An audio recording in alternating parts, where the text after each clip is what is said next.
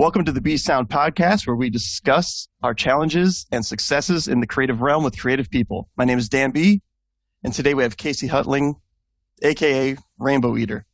Did I get that right, Casey? Casey Hulteng. Casey Hulteng. I'm sorry. That's okay. Everybody gets it wrong. That's kind of like my last name, too. That's why I go by Dan B. Yep. People don't get the Bobek thing. It's like Bobek, Boblak, every other word. Right. So, yeah. So how you doing today? I'm good. Yeah? Yeah. So like I said before, it's like day number 4 of being self-employed as an artist. So, as an artist, what do you do? Mostly I make electronic music. Mm-hmm. I would say, well, I guess mostly I just make music.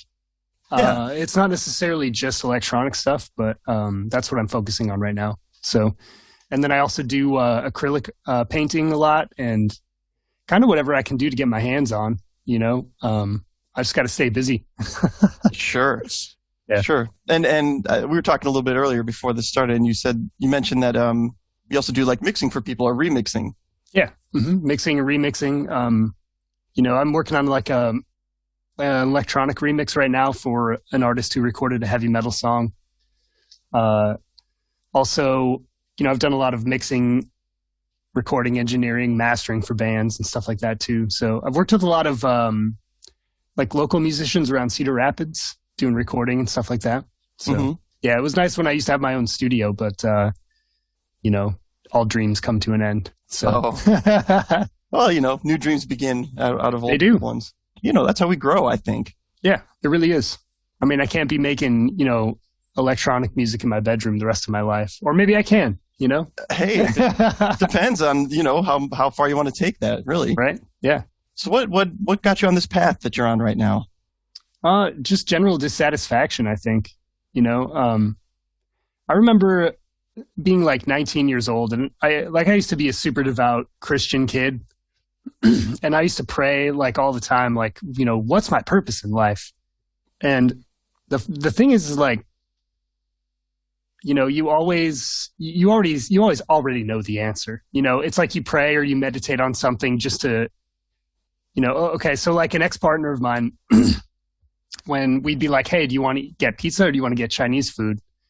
She would say, let's flip a coin. And, you know, if it, say, landed on pizza and she's like, well, I really don't want pizza. You know, I actually do want Chinese food.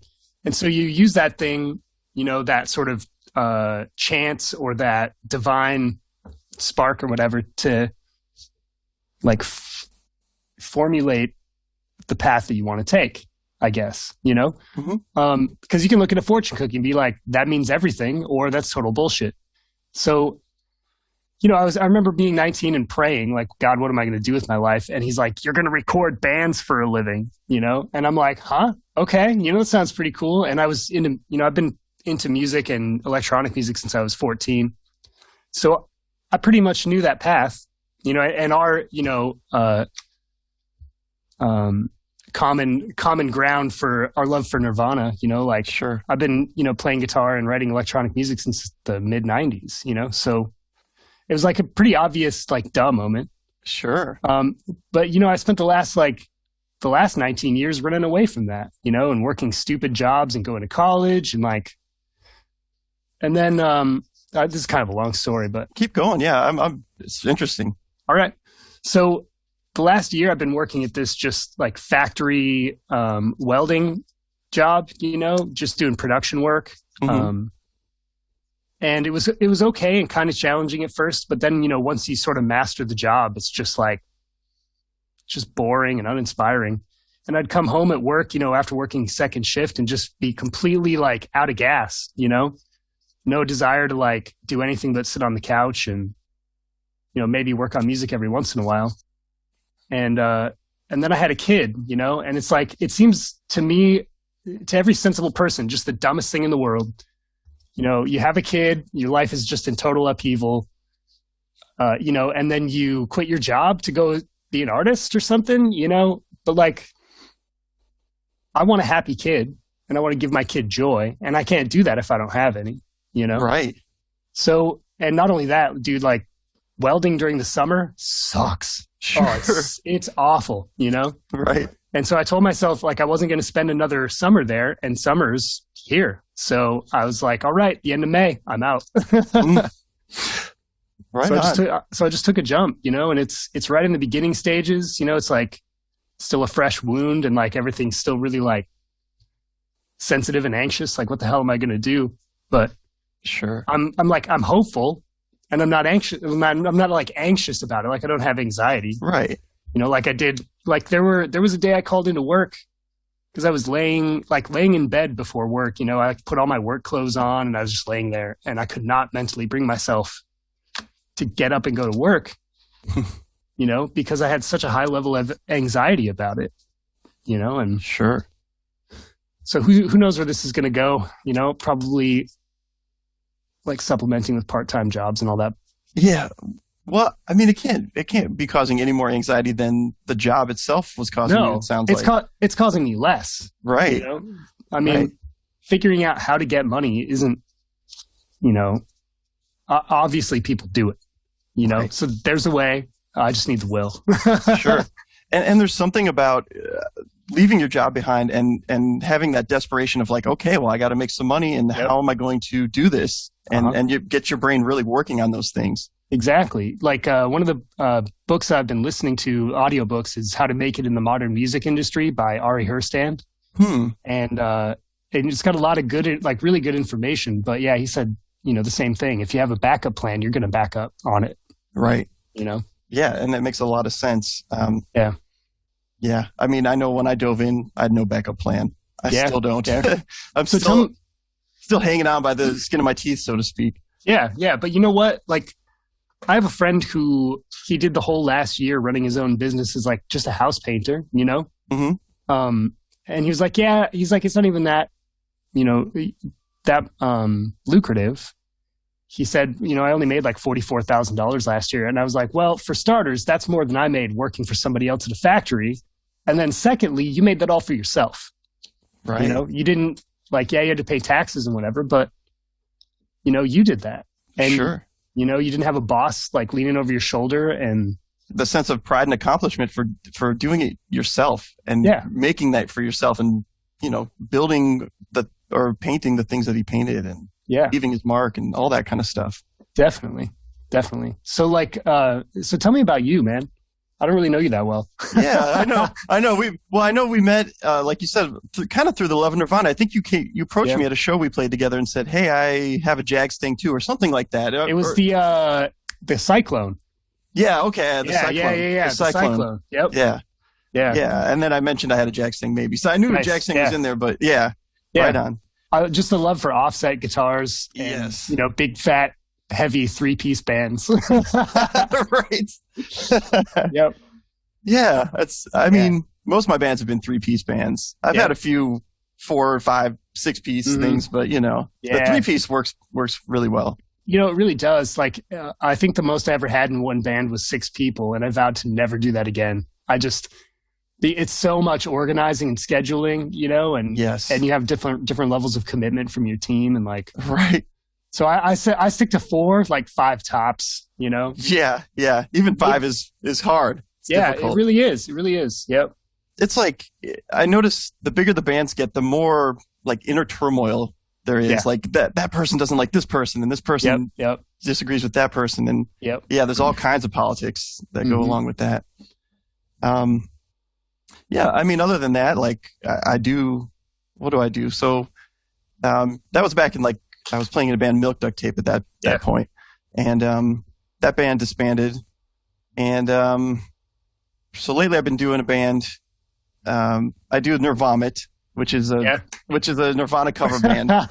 But that's just for fun, that's kind of a fun side thing. And we make a little money on the side with that. Here's a little weird factoid. The first time I ever saw a band play, ever, was at my 6th grade graduation party, and a classmate of mine, his older brother's band played, and they played all Nirvana songs. Oh, that's awesome. That's awesome. And to swing that back around, our next gig that we got is going to be a graduation party. Nice. For somebody. A parent hired us to play their kid's graduation party. All Nirvana songs? Yeah, all Nirvana songs. Fuck yeah. So that tradition's still going, I guess. Hell yeah. Graduation party Nirvana covers. Yeah, exactly. Let's see. Other than that, I mean, I do play in an all original band 3-piece. Yeah. And we've only played out like twice. I mean, obviously with the last year, it's been hard to play out. Mm-hmm. But we've got something like 50 songs we've written together. Wow. The whole thing is just an exercise in songwriting together. Yeah, that's awesome. Yeah, so that's a lot of fun. And who knows what will become of those songs? We might, we might just throw them all out there and maybe sell a few or do something with them. Who knows what? Yeah. And then, of course, I do audio engineering for not in the past year or so, but like I have like a portable audio setup that I'd go and record bands at their location. Okay. And that's kind of the idea behind the business is I'll come to your place where you're comfortable in your practice space, and we'll make the best recording we can in your practice space in your comfort. Yeah. And that's kind of the idea of that business. That's awesome. Yeah, thanks. Yeah, it's fun. It's a lot of fun. And then lately, when COVID hit, I started doing any other kinds of audio work like podcast editing, audiobook editing, things like that, kind of boring stuff. But yeah, so that's kind of what I do. Okay, nice. Yeah. That's cool. Yeah. I've been looking for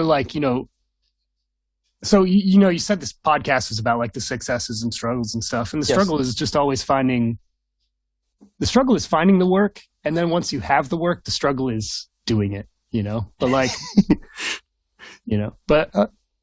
I'm just looking for all kinds of like alternative streams of income and stuff like that, and I've approached people about doing social media management for bands' websites, stuff like that, and so how did you get connected with doing for doing like audiobooks and podcasts and stuff like that? Do you want to talk about the nuts and bolts behind it? I mean, I can. It's okay. I started out like looking at work on Fiverr. Okay. Just looking for work there, and I did a few podcasts there, and I was like, oh, this is not too hard, and but eventually I landed a gig. Having that knowledge and having that background, I landed a gig doing a regular gig for a place called warriorreads.com. Okay. And they're basically doing audiobooks where they read about a half hour of an old school book about heroism, like being a hero, being heroic and going through the hero's journey. And it's for like, I guess you could say like, it's kind of aimed towards veterans, maybe people with PTSD or something like that, where it's basically a bedtime story for those folks. Nice. And I ended up getting along with the creator of this, and we started the business together. And so I'm doing that, and that's been pretty steady, and it's been a lot of fun. It's fun listening to those things. So it's not that glamorous or exciting, but it's fun. Yeah, that's cool. Yeah. And, a lot of, I guess me as a kid, like thinking life as an artist is going to be, your favorite rock band on tour, but it's not. That's the very small exception. It's really just the grind. It is. It is. Like anything else, the artist grind is. It's just that, which, you can find love in the grind. Oh, yeah.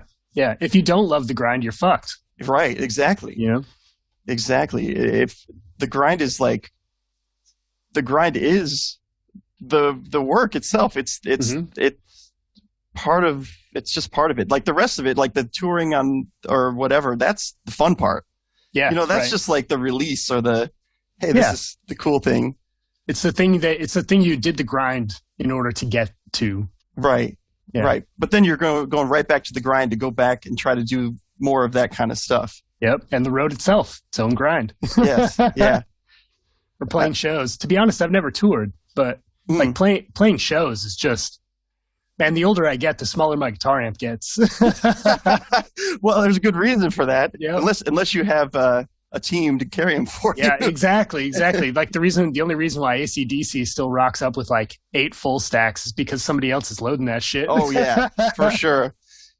Yeah, I don't see Angus Young carrying his 8 stacks of Marshall amps. No, up the back stairs at Gabe's. No thanks. Man. Yeah. Yeah. Um, so I have a few questions that I ask a lot of people. So the next one would be, do you have any mentors that have helped you along the way? That's a good question. You know, I've pretty much done my life Quake style. And what I mean by that is like, I'm the only one playing the game, you know, like, so unfortunately, no. I've had a few people like help me along the way, but as far as like a longtime mentor, you know, like everything I learned about electronic music, I learned because, you know, I grounded out. You know, I spent, you know, some people spend 8 hours in their bedroom, you know, playing guitar. And I spent 8 hours on the family computer learning how to, you know, 8 hours a day, like learning how to program electronic music. So like, and I lived in South Dakota, you know, in a tiny town for, you know, part of when I was growing up and really learning how to make electronic music. And there was nobody there who did that. I mean, I've taken lessons, you know, guitar lessons, you know, online courses, I guess. But as far as like an actual mentor, that's something that I really lacked, and actually something I kind of want to look for, you know? Sure. Because I do understand that learning directly from somebody is going to be way more valuable for your, you know, your time to effort ratio than, you know, slogging it out and looking at a bunch of YouTube videos. Right. But yeah, unfortunately I haven't. What about you? Yeah, I've had some mentors in my time. You know, you mentioned like YouTube videos or something. I don't necessarily think that those aren't mentors. Like if you learn from certain, you know, like let's say you go back to a certain YouTube channel over and over again, that's kind of a mentor. It's maybe I would agree. Yeah, it's maybe not like the traditional mentor. Yeah. But yeah, I mean, it's like, because I've worked with like Steve Albini, like I did like a mentoring thing with him. Nice. Okay. And that was like a 10-day thing where I just went and we recorded a band together and we did, you know, the steps, each of the steps that it takes to go record a band and mix it and do all that kind of stuff. And that's then awesome. the tape machines and all that stuff. I'm going to pick your brain about that intensely someday. That's fine. That's fine. Steve, you know, the whole point Steve makes is like the whole idea of there's a tradition in audio engineering to pass down the stuff you learn. And he learned it all from mentors himself. So he's passing it down to people. You know, he's doing internships, and he's the thing I was in was a program called Mix with the Masters. Okay. Where they have several people go in and work with Steve at one time. But yeah, and that's like one of his missions is to pass down what he's learned. And it would be, you know, I would be remiss to not give that information out myself, you know, to pass down that traditional information. So yeah, pick my brain if you want. Yeah, that'd be awesome. Yeah. It'd be a lot of fun. So you do, so tell me about Bobobot. Is that like electronic stuff or what? Yeah, it's, so it's called Bobobot, and it's, you're close. Sorry. No, it's all good. I messed up your name, so it's even worse. No, so Bobobot is like, it's kind of me giving myself permission to do more electronic music. Because I was always into rock, right? And rock always had kind of this, at least in the 90s when I was growing up and like really into rock, I mean, there was a stigma to having electronic music until maybe Nine Inch Nails came along and they kind of, you know, crossed that border. Yeah, it was kind of cheesy up until then. Yeah, exactly. In a sense. Yeah. Like synths were really frowned upon and stuff. And he kind of made it, hey, you can make synths sound cool and rockin' and dark and whatever. But I always kind of just stuck to the guns of like, oh, I'm grunge. We don't do, you know, that kind of music. And the more I got into audio production, the more it was like, hey, let's, I really want to incorporate some of this electronic stuff. You know, there's really cool stuff that computers can do now. I mean, obviously, you know, for sure. Yeah. And, you know, I was listening to some of your music. I've listened to it here and there, but I was listening to some before this, and it's like, yeah, that's really cool. That's really cool what you're doing. Thanks. Yeah. One of the coolest things I think computers can do is, you know, you sample a sound and then you manipulate it to the point of it's something completely different and completely your own. Yeah, definitely. And so do you do that? Oh, of course. You know, it really just depends on the context, I guess, you know? But, you know, and sampling, I guess, in itself isn't something that I have done like a lot of, I guess. As soon as I got a computer that was able to produce all those sounds in the box, Mm-hmm. My ethos is easy to use and cheap, Mm-hmm. So like a laptop and a set of headphones. I do love my studio monitors, all that stuff. But like, as soon as we got a family computer powerful enough to run, Acid and like SimSynth, which is Acid is a DAW for those who don't know, and SimSynth is like a synth VST. Yeah. A synth plugin. Like as soon as I found out I could make that stuff, I just went full bore. But actually, I guess my early stuff, I didn't have access to sounds. So I remember sitting in my closet with like a cheap Radio Shack microphone hanging down and like recording like the sounds of a bottle, like a glass bottle when I hit it and stuff like that. But that's fun. But I mean, I do like to mangle stuff. My favorite sounds, like, we talk about Nine Inch Nails. One of my favorite records, like top 3 of all time, is The Downward Spiral. And that's just, every sound on that is just mangled, Oh, yeah. In some form or fashion. And so that really inspired me as a kid, to just fucking go for it and make the weird noise, Yeah. I remember being really concerned when I first started playing guitar, like, is this right? Is this proper? And one of the things you said earlier, with Bobobot was that you just gave yourself permission. It's you giving yourself permission to just fucking go nuts, Right. And that actually, I read that post and that actually really inspired me. And I started making, like, if you hear some of the tracks on my SoundCloud that are like weird noise, that's just sort of felt like it gave me permission to do that. Awesome. Because I've always it's got to have a beat. It's got to have a groove. But sometimes like a 3-minute track that's like this evolving noise is, as transcendent as something, like a sad song with an acoustic guitar and a vocal, Definitely. Yeah. It's somebody out there is going to dig it. And I dig it, and that's the main thing. It's, you gave me permission essentially to make music that I want to make. So I'm fucking making it. Fuck yeah. Hell yeah. Yeah. That's cool. Yeah.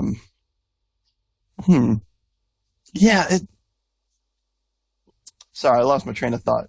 That's all good.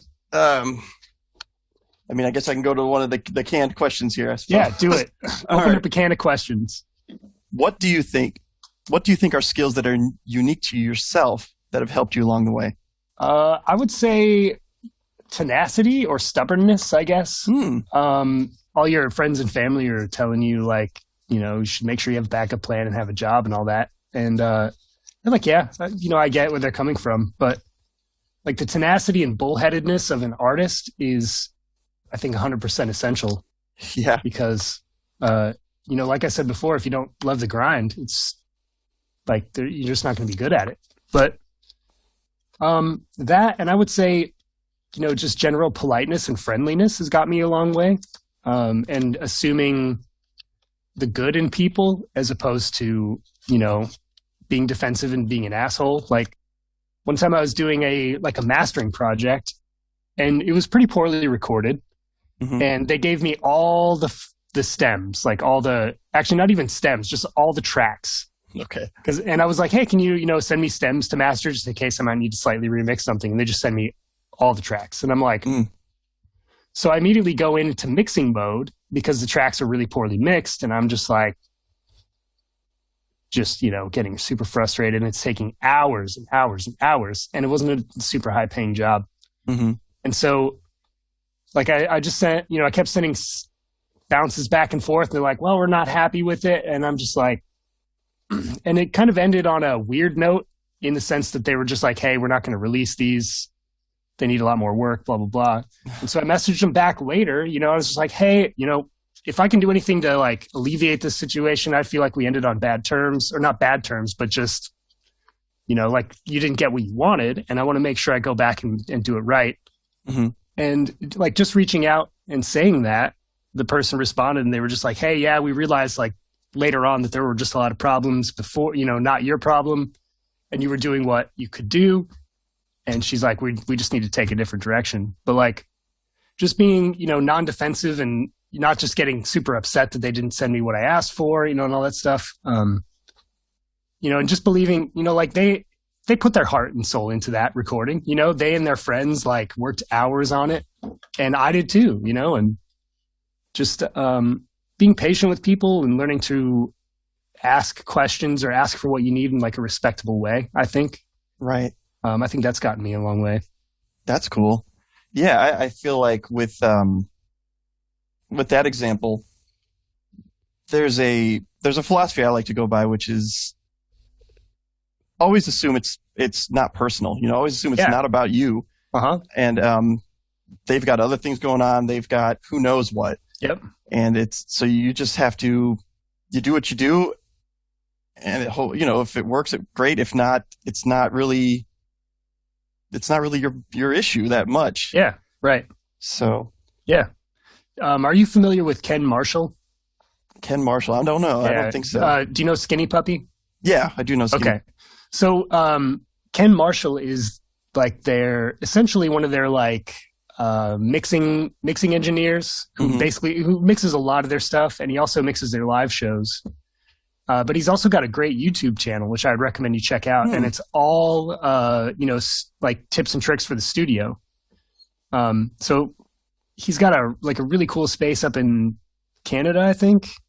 Okay. And all of his information is just like really spot on.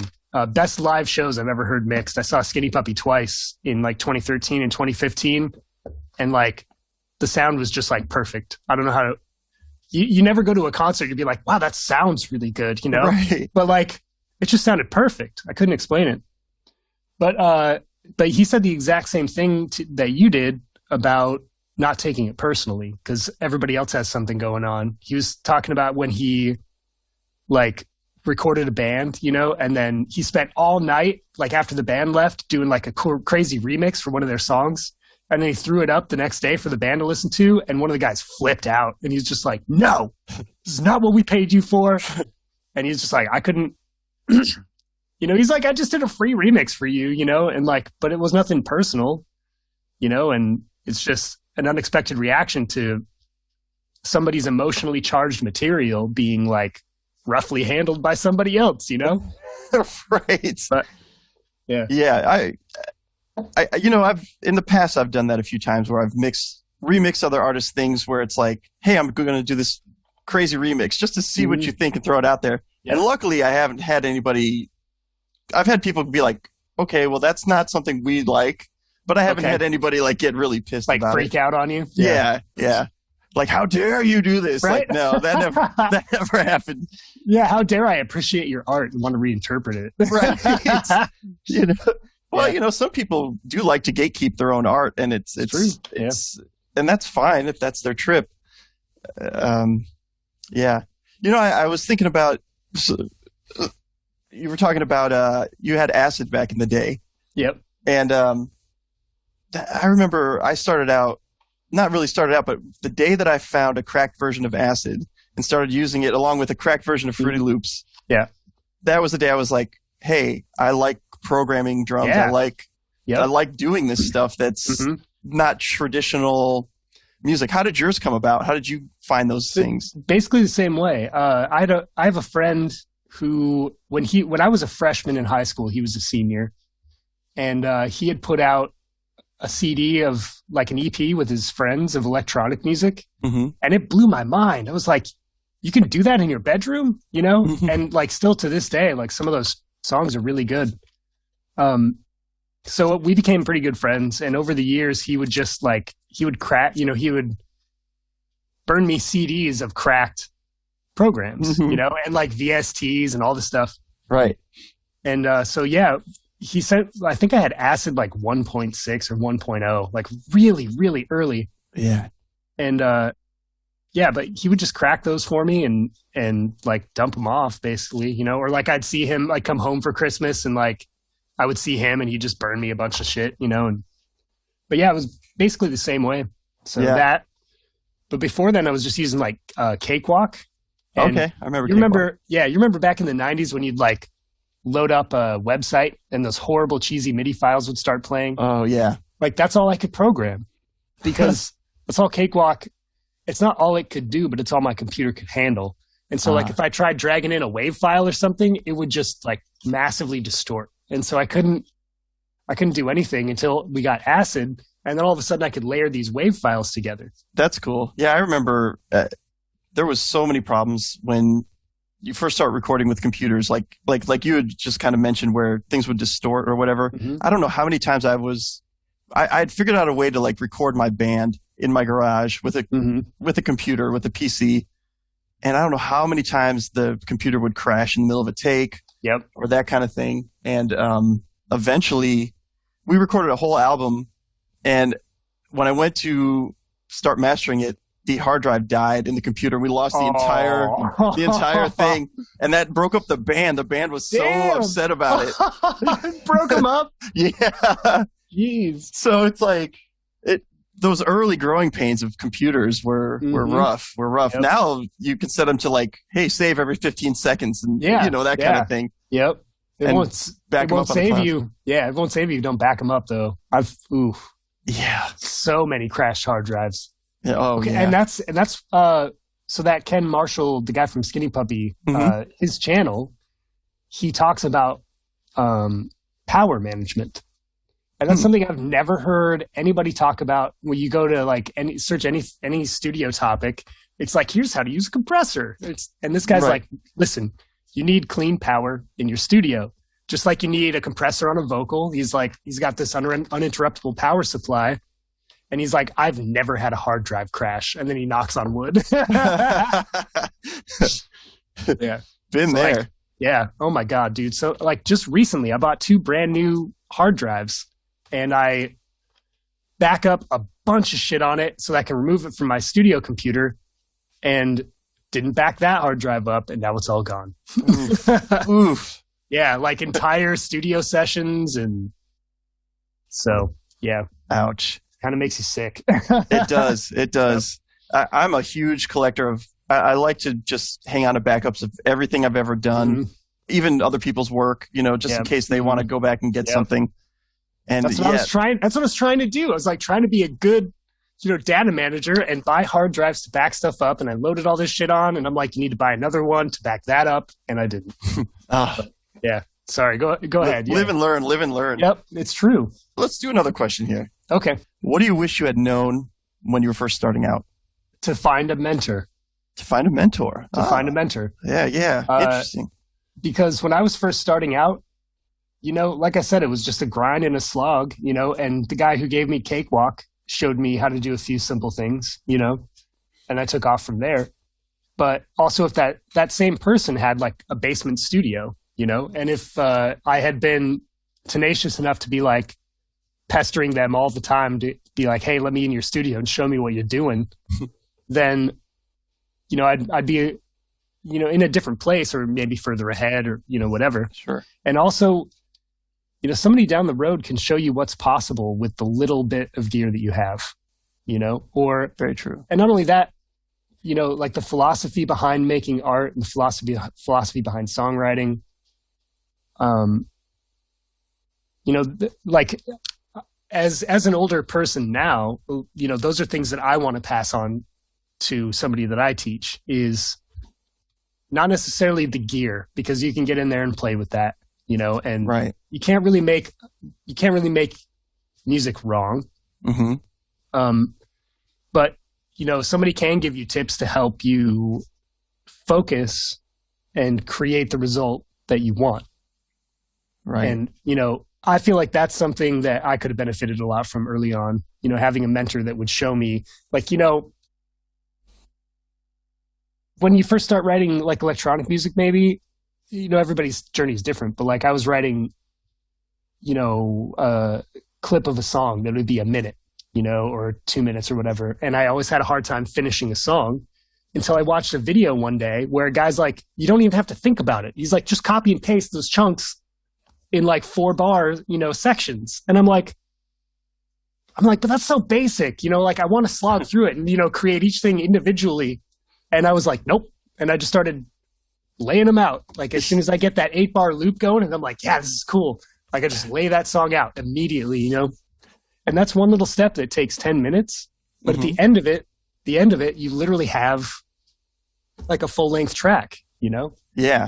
And to me, that's much more inspiring than trying to go back and work on a 30-second, 1-minute loop, you know? Sure. Yeah. That's a cool technique. Yeah. But, stuff like that, I think is really important to learn early on. Like the tips and the tricks that can help you maximize your time in the studio and not just, banging your head against the fucking keyboard. Like, why does this suck? It's only a minute long. But, right.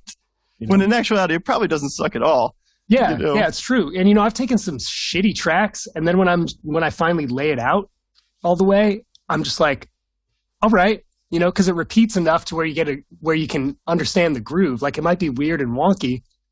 And I listen to bands like Daughters. I don't know if you're familiar with them at all. Mm-mm. Or like Brainiac, maybe. I've heard the name, but no, I don't know the music. Okay. So both bands, they use a lot of you can't go in there expecting ear candy, okay. Like it's kind of abrasive. Mm-hmm. And Daughters, like their latest record's kind of abrasive in like a downward spiral kind of way. Okay. But the thing is, like, the abrasiveness becomes catchy because it gets repeated so many times. And so like you could have this song that you think is a really shitty idea, but then if you lay it out into, proper song form, might be something that actually inspires you later. It reminds me of the joke that you tell that's not that funny at first, but then you keep telling the same stupid joke over and over again, and it gets better and funny as you tell it over and over again. Yeah, exactly. It's kind of like that, and then you learn how to embellish, in the right spots, and you learn, the more you tell a joke, the more you learn how to tell it. Sure. Yeah, definitely.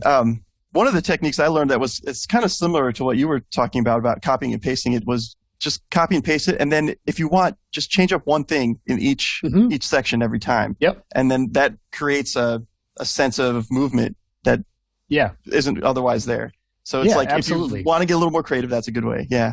One of the things that I try to do with making electronic music one of the things I learned as well is to break it up kind of into phases, Mm-hmm. Because too often, I'd create a cool sound and I'd just be, tweaking on one sound for a half an hour. And then I hate the sound, So like learning to where you get to that point where your brain goes, yeah, I don't like this anymore. You just, instead of going, it's time to quit, I'm just like, okay, it's time to work on drums, Mm-hmm. So I'll just like work in batches, I'll build a basic idea for a song, like 8-bar loop, 16-bar loop, whatever. And then I'll go through a phase and actually save individual files as like, say song 1, like building a loop or, something like that. Song 1, phase 2, which for me means like bouncing all the audio effects down, so I just have wave files with no effects on them. Like kind of committing, Yes, yeah. Or like editing, I'll save an editing phase or whatever. And I'll just keep saving different ones. So that way, because I've screwed myself multiple times, and I'm sure anybody who works with a DAW has, where you save over some changes and then you go back later and you're like, it's bad. Or you accidentally deleted a whole section out of the song, and now you have to go back through like all of the files you recorded and find the right one, Oh yeah, and then place it back in there just right and stuff. It's it's a pain. Yep, it really is. But so is life. In a good way. Yeah. Life is pain, Highness. Anyone who tells you differently is selling something. Nice. Is that a quote from somewhere? Princess Bride. If I remember right, talking about electronic production, you're a fan of Poppy, right? Do you like Poppy? I do. So like Poppy's like old manager, Titanic Sinclair, he's got a YouTube channel where he's making music, and lately he's been doing tutorials on how to do electronic music. Nice. I just wondered if you've seen any of that or. I haven't. I haven't. I didn't know what the guy's name was. What's his name again? Titanic Sinclair. Okay. I'll have to look it up because that sounds right up my alley. I really always appreciated the production aspect of Poppy's music. Yeah. So yeah, from the pop stuff all the way to the heavy stuff. It's all good. Yeah. There was a video of her doing a song in like for the WWE or something, and she's like standing in the middle of the ring, And it's just a short 30-second clip. And at the end, she just bends down and does this scream. And I got chills. Oh, yeah. Oh, my God. Oh, yeah. So cool. Did you see the Grammy performance she did about the Grammys? Oh, she was man. on the Grammys? That's she went wild. to the Grammys. It was like the pre-show thing. But yeah, she was nominated for a Grammy. Wow. I had no idea. Check that out. It's a song called Eat, a brand new song of hers. Okay. Yeah. And yeah, and that's pretty good. And she has a couple of those moments where she's just screaming and you're like, holy crap, this is good. Yeah. I think what I really appreciate about Poppy is like the commitment to a character, you know? Yeah. Because I think she started out just with those weird surrealistic videos, you know, where she would just be like staring off into space and saying something about the universe in a soft voice. Like right. like a weird AI robot. Mm-hmm. But and then she'd do songs about that too, where it was in that style of, hey, I'm an AI robot and this is what's going on. Yeah. Yeah. Yeah, I really appreciate Poppy.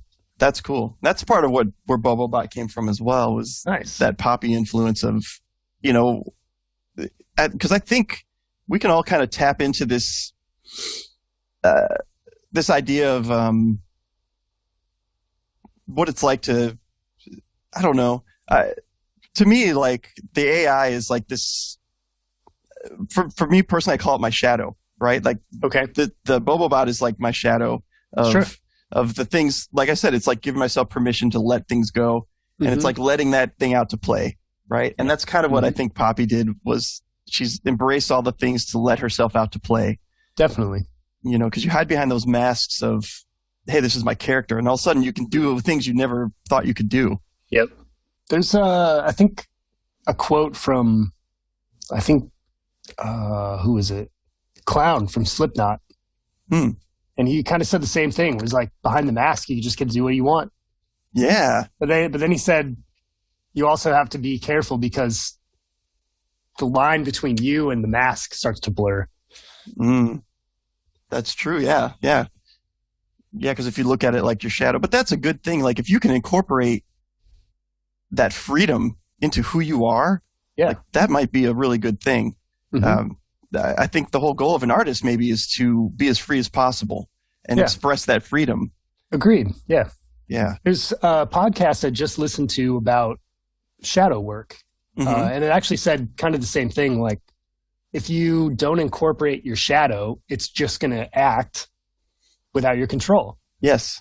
You know, and it's easy to like, just be like, nah, that's not real. But then I look at the last year of my life, you know, and when like you take like, you know, a lot of pain that just happens in life, you know, and like emotional pain, and you just sort of ignore it and you drink it away and smoke it away or whatever. It just, you know, comes back, you know, and it's just part of a healthy way of dealing with things, I think. And that's why I think music is really therapeutic, because, you know, especially if you can tap into that shadow. So like for me, the American Emergency is like some of the heavier stuff I do. And that for me is more like shadow work, because I get to go in the studio and just scream like a maniac, or, you know, play shows. Like when we play shows, there's part of me that just turns off, you know, and I'm just like an unhinged, you know, and just like, I'm like, all right, I get to be an unhinged madman for a change. And like everybody, that's what everybody wants. And I'm like, let's do it. Yeah. I heard someone talk about this where they want that because they want to be that. They want to be that unhinged madman or madwoman or whatever. Yeah. And so to see you doing it, it's like they can vicariously get that 100%. Somewhat. Yep. And yeah, it's like almost envious some people would get of that. Yeah. Well, that's, you know, everybody looks at the lead singer of a band, you know, or like a big rock star or something. Everybody wants to be that person. And I think, you know, that's a big part of the reason. You know, I mean, not saying that that's what I am, but like, that's why I wanted to do it. You know, I saw Trent Reznor and Marilyn Manson up there just being crazy. And I'm like, I want to do that. You know? Right. Maybe not all the stuff Marilyn Manson did behind the scenes, you know, but yeah, like, you know, but that level of, you know, like not necessarily control, but like connection with your audience, you know, and it's like, it's a big feedback loop. You know, you're feeding all this energy into them and hopefully they're reciprocating it back. Cause I know you've played shows where they don't. Well, yeah. You know? Yeah, haven't we all? You know? Yep. Sometimes there's shows where there's nobody to reciprocate. Yep. Man, I played one show, and like I think there were only 10 or 12 people there for my band, but they all were just standing in the back of the room. Oh, yeah. And so, it was me and my bandmate. It was just like a 2-man industrial band at the time. Uh-huh. And so like in electronic and industrial music, if there's no crowd response, it's just flat. With a live band, you can make a ruckus and just be like, I don't give a fuck. Mm-hmm. But then, you're up there playing electronic music and it's just like somebody just took all the air out of your tires, Nobody cares. So what do you just grind through it then? Yeah, you just grind through it, You're just like, well, it is what it is. Maybe somebody will buy a CD, like, maybe you can impact one person in the audience. But, sure. Or maybe the bartender will feel bad for you, give you a drink. Right? Yeah, exactly. And I think that's also, it just comes back to, your ethos as a musician. Like, do you love the grind? Sure. Do you love playing shows for fucking nobody? Right.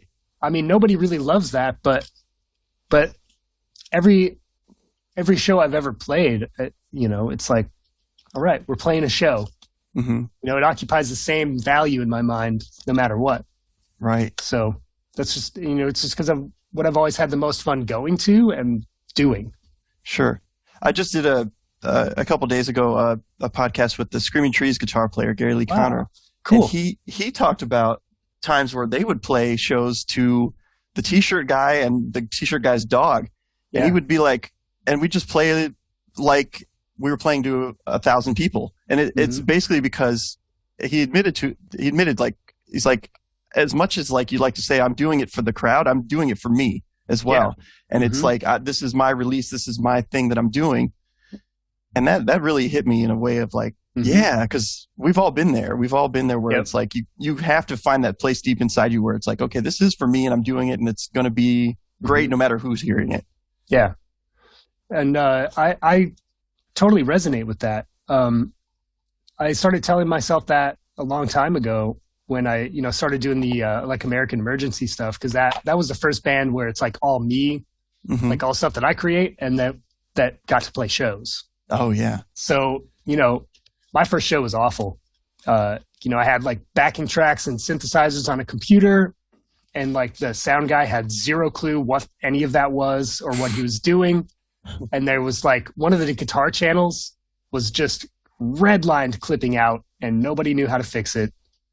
And at some point, I just looked at one of my other bandmates, and I was just like, "Fuck it, we got to play." Like it's going to sound horrible, but we just got to do it.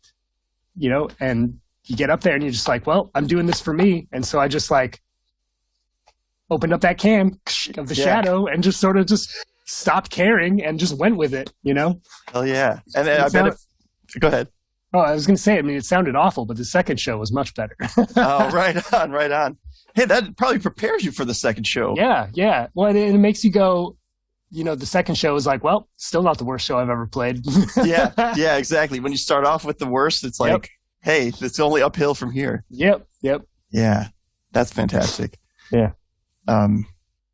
Cool. So is there anything you're into right now? Like, is there any like music that you're curious about, or is there any or anything beyond music that you're into? I would say not particularly. I'm kind of singularly focused on music, and then kind of secondarily focused, I guess, on painting. Oh yeah, I saw some paintings of yours. That bacon piece that you put up. The that's bacon great. Spirits. Yes. Oh, thanks. Yeah. So I've just been trying to do that. But everything's in so much of an upheaval state. I feel like I'm, sort of on the precipice of becoming the next phase of me. So as far as like what I'm really into, I mean, music and art, but that's just the blanket statement. Yeah. I'm not into anything else, like not cars or tech or anything. I just want to sit in my studio all day. So what in music are you interested in? Like what aspect is maybe your favorite part? I've been creating a lot of music that I hope is danceable lately. Because I would say about 2 years ago, I got introduced to the rave scene. As like a 14 or 15-year-old kid, I was like, hey, I should be a trance DJ someday.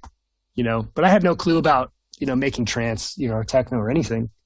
And, this is where a mentor would have come in handy, because it took me a long time to be, I don't know, I used to make fun of it all the time. It's like one note and a 4 on the floor kick drum. But then when you experience what it can be in a live situation where you have stacks of 18-inch subwoofers just blowing right in your face, and then just like the atmosphere of the people and, obviously mixed with certain substances sometimes, but like that was enough to give me permission to, steal from you again, to, start, instead of starting a song, sitting down and figuring out a cool synth line, I would start and I would just program a 4 on the floor kick drum and I would just start playing with my synth, or I'd program a really basic pattern in a synthesizer. And instead of trying to make myself go, oh, that's a wacky noise, I try to build something that's like hypnotic. Because that's kind of it's called trance, like there's a genre of electronic music called trance. Right. Like it's not just a fancy word. It's like, it's repetitive and builds in a certain way, like a very slow way, so that you can like work yourself into a trance-like state, Sure.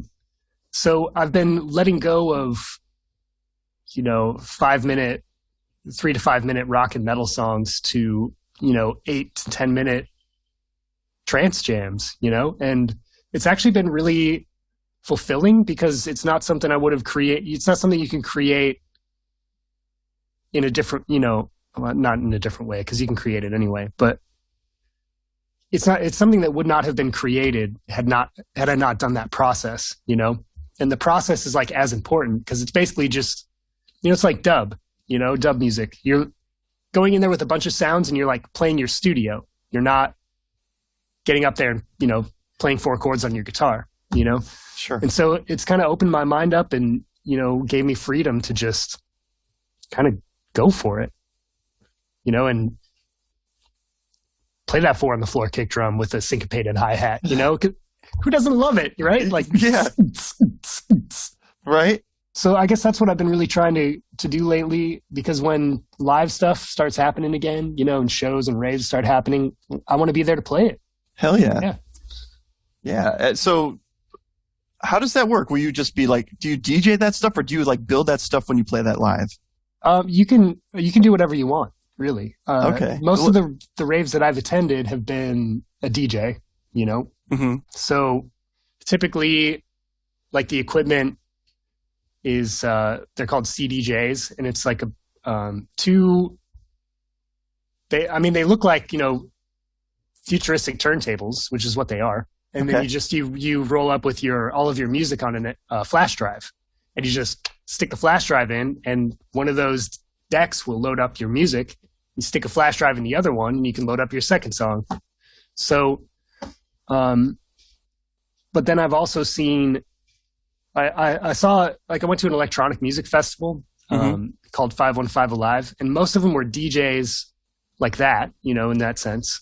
And then there were a couple artists that brought just like a big table and set it up with all of their electronic instruments, So I'd like to kind of mix both of them. I think first I should probably get decent at DJing, and see if people actually like my music. Sure. But like one of the goals with Rainbow Eater is to play live, with 1 or 2 other musicians. And it would be amazing to do it in a rave type setting with that kind of volume on the speakers, and right, and creating all that stuff and tweaking it live, But so is that something you put like a 4 on the floor beat and then just layer things over it and keep it going for it can be honestly, like if I were to do it live, I would probably have like a set list of pre-planned stuff. Okay. So like even if we have to generate like a 4 on the floor kick drum or generate a synth pattern, we have, it's like playing a song live, right? Okay. So, and you can do that pretty easily with Ableton. You can, cut things up into loops and then launch them and, mix them all together. And Like you can launch a whole section, or you can launch like one little clip at a time. And so I mean, it'd just be, you have a set list, but obviously I want time for jamming because. Right. Well, that's what I'm curious about, because to me, what's fun about live is that it's dangerous a little bit. Mm-hmm. There's some danger to it. You might screw up. There might be something that could happen. With the DJ, I know some things can go wrong, right? Like, all sorts of stuff can go wrong with the equipment. But I wondered if there was like a dangerous element within creating the music, that kind of music live. Oh, definitely.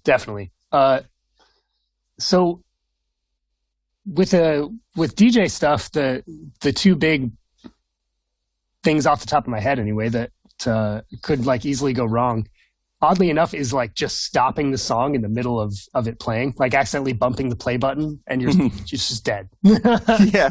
And then the other thing is, like, I think it's called a train wreck, where you're trying to match tempos to a song, because most like EDM and electronic music that's made for this application has like 16 bars of an intro and like 16 or 32 bars of an outro. And so if you mistime that when you're loading up another song, like something could come in on an offbeat or just not be mixed well. And I mean, there's all kinds of stuff that can go wrong. Like, it's not safe. Right.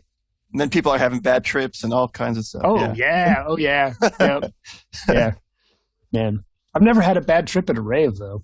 It's usually like the energy level and the atmosphere is like so high that it's usually just a good time. But you definitely can. Can. Yeah. Well, I mean, I guess I haven't personally, but I've been with people that needed some help, Yep. So. Yep. Yeah, that's for sure. Cool. Well, we're almost out of time, but before I wrap up, my question I always ask everybody at the end is there anything I should have asked you today, but I did not? No, I don't really think so. I had a good time, man, talking to you, and cool. Yeah, it's been good. Yeah. I appreciate it. Right on. So for the people listening, is there a place that you want them to go? Like, I'll put links down there below and on the podcast and everything, but is there a place that they should go to hear what you do or for your services? Yeah. I'm mostly active on Instagram, and that's Rainbow X Eater. And then my SoundCloud is just soundcloud.com/Casey-Hulteng. All right, Casey. Well, it's been a pleasure, and thanks for so much for coming, and maybe we'll do this again sometime. I would love to. All right. Cool, thanks, man. Dan. Thank you.